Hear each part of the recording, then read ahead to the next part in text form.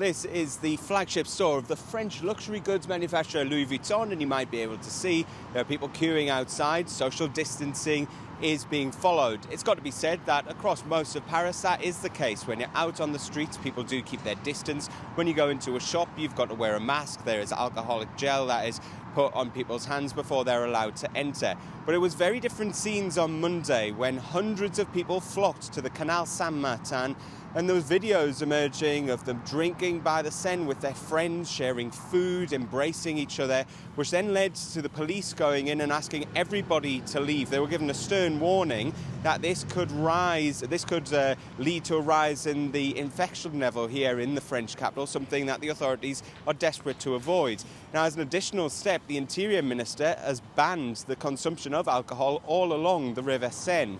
But the mayor of Paris, Anne Hidalgo, says that the residents here need to be let out of what are some of the smallest apartments in Europe.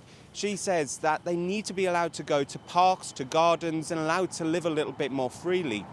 The French government says, however, that will not be allowed to happen. They fear that with the warm weather that's expected to arrive soon, it could lead to hundreds of people yet again going to those places and transmission rates going up.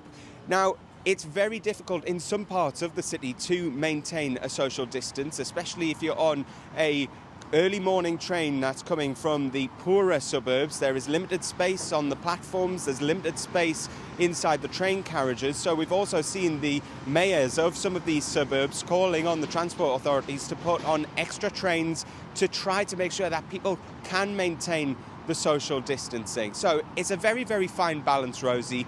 You've got to remember that when France went into what they call confinement, the lockdown, some people found it a little bit difficult. There was a 1 or 2 day teething difficulties. Now we're coming out of it. This could also just be 1 or 2 days of teething difficulties. It is a huge change to society here and to the way that people live. And so it just might be a little bit of an adjustment for people to remember social distancing and to keep their distance.